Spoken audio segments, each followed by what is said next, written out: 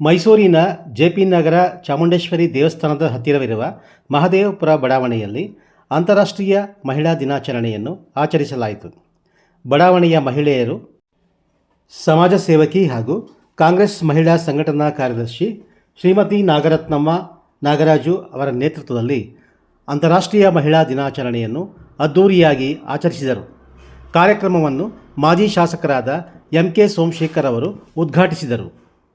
ಇದೇ ವೇಳೆ ವೃಕ್ಷಮಾತೆ ಸಾಲುಮರದ ತಿಮ್ಮಕ್ಕ ಅವರ ಭಾವಚಿತ್ರಕ್ಕೆ ಮಾಜಿ ಶಾಸಕರಾದ ಎಂ.ಕೆ. ಸೋಮಶೇಖರ್ ಹಾಗೂ ಕಾರ್ಯಕ್ರಮದಲ್ಲಿ ಹಾಜರಿದ್ದ ಇತರೆ ಗಣ್ಯರು ಮತ್ತು ಮಹಿಳಾ ನಾಯಕಿಯರು ಪುಷ್ಪಾರ್ಚನೆ ಸಲ್ಲಿಸಿ ಸಾಲುಮರದ ತಿಮ್ಮಕ್ಕ ಅವರಿಗೆ ಗೌರವ ಸಮರ್ಪಿಸಿದರು.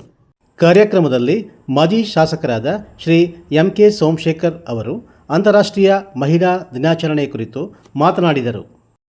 ಅಂತಾರಾಷ್ಟ್ರೀಯ ಮಹಿಳಾ ದಿನಾಚರಣೆಯ ಅಂಗವಾಗಿ ಮಹದೇವಪುರ ಮಹಿಳಾ ಸಂಘಟನೆ ನಡೀತಕ್ಕಂಥ ಅಂತಾರಾಷ್ಟ್ರೀಯ ಮಹಿಳಾ ದಿನಾಚರಣೆಯ ಶುಭಾಶಯಗಳು.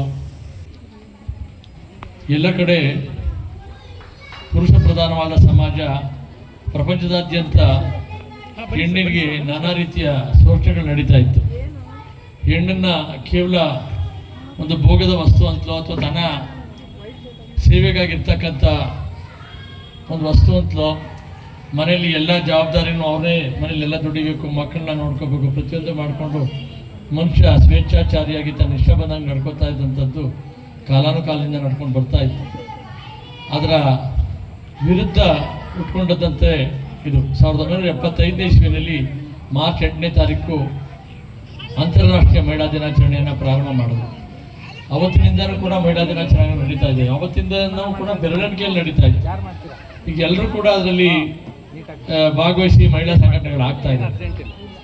ಅದರಲ್ಲೂ ಕೂಡ ದೊಡ್ಡ ದೊಡ್ಡ ಶ್ರೀಮಂತರ ಮಹಿಳಾ ಸಂಘ ಅಥವಾ ವಿದ್ಯಾವಂತರ ಮಹಿಳಾ ಸಂಘಟನೆಗಳಿಂತ ಅತ್ಯಂತ ತಳವರ್ಗದಲ್ಲಿರ್ತಕ್ಕಂಥ ನೊಂದವರು, ಹಿಂದುಳಿದವರು, ದಲಿತರು, ಇವರು ಮಹಿಳಾ ಸಂಘಟನೆಗಳಿಗೆ ಅರ್ಥ ಇದೆ. ಇವರೇ ನಿಜವಾಗಿ ಸಂಘಟನೆ ಆಗಬೇಕಾದಂಥದ್ದು. ಯಾಕೆಂದರೆ ಸಮಾಜದ ತಳಸ್ತರದಲ್ಲಿರ್ತಕ್ಕಂಥವರು ಭಾಳಷ್ಟು ನೋವುಗಳನ್ನ ಅನುಭವಿಸಿ ಭಾಳಷ್ಟು ಅನ್ಯಾಯಕ್ಕೆ, ಅಕ್ರಮಕ್ಕೆ ಬಲಿಯಾಗ್ತಕ್ಕಂಥದ್ದನ್ನು ನಾವು ಕಾಣ್ತಾ ಇದ್ದೇವೆ. ನೀವು ಸಂಘಟಿತರಾಗಿ ನೀವು ಎಚ್ಚೆತ್ಕೊಳ್ಬೇಕಾಗಿದೆ, ಸಮಾಜನ ಎಚ್ಚೆತ್ತಿಸಬೇಕಾಗಿದೆ, ಆ ಮುಖಾಂತರ ಬದಲಾವಣೆನ ತರಬೇಕಾಗಿದೆ. ಈಗಾಗಲೇ ಎಲ್ಲ ಸ್ತರಗಳಲ್ಲಿ ಮಹಿಳೆಯರಿಗೆ ಮೀಸಲಾತಿಯಿಂದ ಹಿಡಿದು ಪ್ರತಿಯೊಂದು ಕೂಡ ಸರ್ಕಾರಗಳು ಕೂಡ ಕೊಡ್ತಾ ಬಂದಿದ್ದಾವೆ. ಹಾಗೆ ಮಹಿಳೆಯರ ಸಂಘಟನೆಯಾಗಿ ಎಲ್ಲೆಲ್ಲಿ ಅನ್ಯಾಯ ನಡೆಯುತ್ತೆ ಅದರ ವಿರುದ್ಧ ಪ್ರತಿಭಟನೆಗಳನ್ನು ಕೂಡ ಮಾಡಬೇಕಾಗುತ್ತೆ.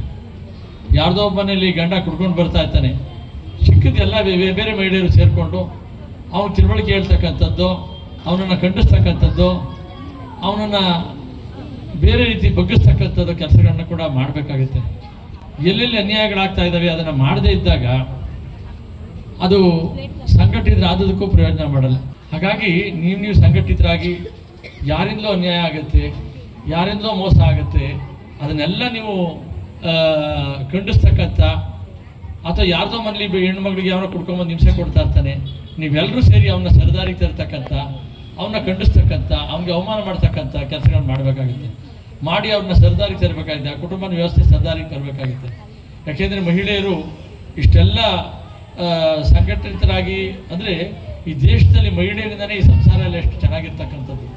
ಗಂಡಸರು ಏನೇ ಮಾಡ್ಕೊಂಬಂದ್ರು ಕೂಡ ನನ್ನ ಮನೆಗುಟ್ಟು ಆಚೆ ಹೋಗಬಾರ್ದು ಅಂತ ಮಕ್ಕಳನ್ನ, ಗಂಡಂದನ್ನ, ಈ ಕುಟುಂಬನ ಎಷ್ಟೇ ಹಣ ಬರುತ್ತೋ ತಂದುಕೊಡ್ತಾನೋ ಇಲ್ವೋ ಅದರಲ್ಲೇ ಅನುಸರಿಸ್ಕೊಂಡು ನೋವನ್ನ ಹೊರಗಡೆ ಬಿಟ್ಕೊಡ್ದಂಗೆ ತಾನೇ ಸಾಕ್ತಾ ಇರೋದ್ರಿಂದ ಕುಟುಂಬದ ವ್ಯವಸ್ಥೆ ಇವತ್ತಿನ್ನೂ ಭಾರತದಲ್ಲಿ ಇನ್ನೂ ಒಂದು ಹಂತದಲ್ಲಿದೆ. ಅದಕ್ಕಿನ್ನೂ ಶಕ್ತಿ ಕೊಡಬೇಕು ಅಂತೇಳೇ ಸಿದ್ದರಾಮಯ್ಯ ಸರ್ಕಾರ ಮಹಿಳೆಯರಿಗೆ 5 ಗ್ಯಾರಂಟಿಗಳನ್ನ ಕೊಟ್ಟಂಥದ್ದು. 2,2 ಸಾವಿರ ರೂಪಾಯಿ ನಿಮಗೆ ಕೊಡ್ತಕ್ಕಂಥದ್ದು ಶಕ್ತಿ ಬರಲಿ ಅಂತೇಳಿ. ಅಕ್ಕಿ ಒಂದು ಮನೆಗೆ ಇವತ್ತು 30 kg 40 kg ಕಮ್ಮಿ ಅಕ್ಕಿ ಎಲ್ಲರ ಮನೆಗೂ ಸಿಗುತ್ತೆ. ಎಲ್ಲರ ಮನೆಯಲ್ಲೂ ಎಲ್ಲರೂ 2 ಹೊತ್ತು ಊಟ ಮಾಡಲಿ, ಎಲ್ಲರೂ ಶಕ್ತಿವಂತರಾಗಲಿ, ಎಲ್ಲರೂ ಕೆಲಸಕ್ಕೆ ಹೋಗ್ತಾರೆ, ಗಾರ್ಮೆಂಟ್ಸ್ಗೆ ಹೋಗ್ತಾರೆ, ಕೆಲಸಕ್ಕೆ ಹೋಗ್ತಾರೆ, ಅದಕ್ಕೆ ಆಶಾ ಕಾರ್ಯಕರ್ತರೆಲ್ಲ ಕೆಲಸಕ್ಕೆ ಹೋಗ್ತಾರೆ.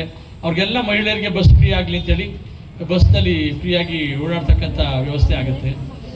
ಇದೆಲ್ಲ ಮಾಡ್ತಕ್ಕಂಥದ್ದು ನೀವು ಸ್ವಾವಲಂಬಿಗಳಾಗಿ ನೀವು ಶಕ್ತಿವಂತರಾಗಲಿ ಅಂತೇಳಿ ಅದನ್ನು. ಹಾಗೆಯೇ ಈ ಥರದ್ದು ವಿದ್ಯಾವಂತರಾಗ್ತಾ ಆಗ್ತಾ ಆಗ್ತಾ ಆಗ್ತಾ ಸಮಾಜ ಬದಲಾವಣೆ ಆಗ್ತದೆ. ಹಾಗಾಗಿ ಹೆಣ್ಮಕ್ಳುಗಳಿಗೂ ವಿದ್ಯಾಭ್ಯಾಸ ಕೊಡಬೇಕಾಗುತ್ತೆ, ಗಂಡು ಮಕ್ಳಿಗೂ ವಿದ್ಯಾಭ್ಯಾಸ ಕೊಡಬೇಕಾಗತ್ತೆ.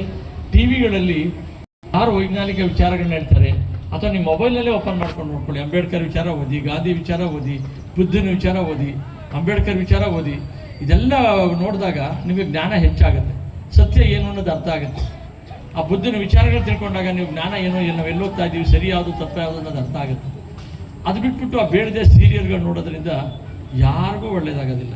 ಮನೆಯಲ್ಲಿ ಸೀರಿಯಲ್ ನೋಡ್ತಾ ಇದ್ರೆ ಆ ಮಗು ಓದ್ಕೊಳಕ್ಕಾಗಲ್ಲ. ಆ ಸೀರಿಯಲ್ನಲ್ಲೇ ಬರೋದೆಲ್ಲ ಒಂದಾದರೂ ಒಳ್ಳೇದು ಬರೋಲ್ಲ. ಬರೀ ಅವ್ರ ಮೇಲೆ ಇದ್ರ ಮೇಲೆ ದ್ವೇಷ ಮೂಡಿಸ್ತಕ್ಕಂಥದ್ದು, ಬೇಡದೆ ವಿಚಾರ.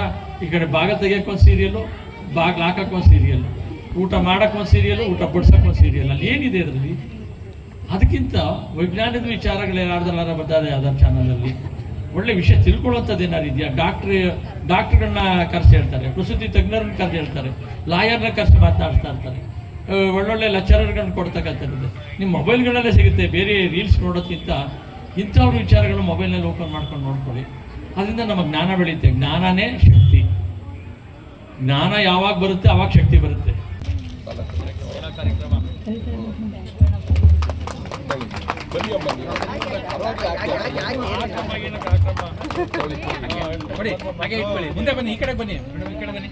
ಅಂತಾರಾಷ್ಟ್ರೀಯ ಮಹಿಳಾ ದಿನಾಚರಣೆಯ ಶುಭಾಶಯಗಳು.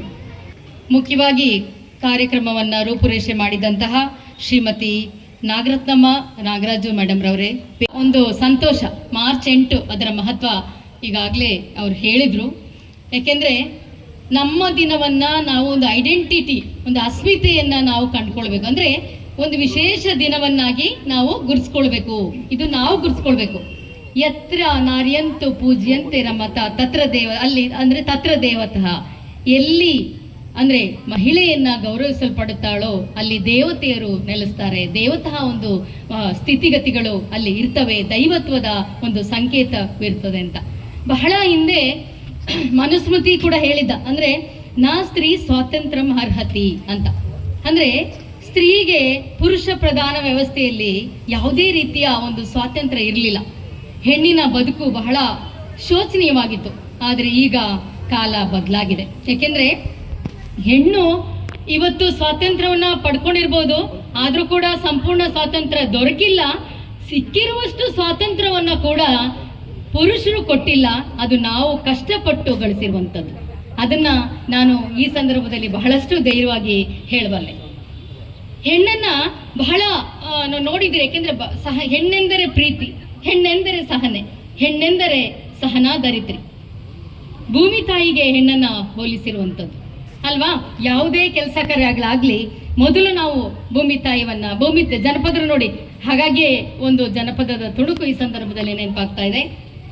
ಬೆಳಗಾಗ ನಾನೆದ್ದು ಯಾರ್ಯಾರ ನೆನೆಯಾಲಿ, ಬೆಳಗಾಗ ನಾನೆದ್ದು ಯಾರ್ಯಾರ ನೆನೆಯಾಲಿ, ಎಳ್ಳು ಜೀರಿಗೆ ಬೆಳೆಯೋಳ, ಎಳ್ಳು ಜೀರಿಗೆ ಬೆಳೆಯೋಳ ಭೂಮ್ತಾಯ, ಎದ್ದೊಂದು ಗಳಿಗೆ ನೆನೆದೇನು.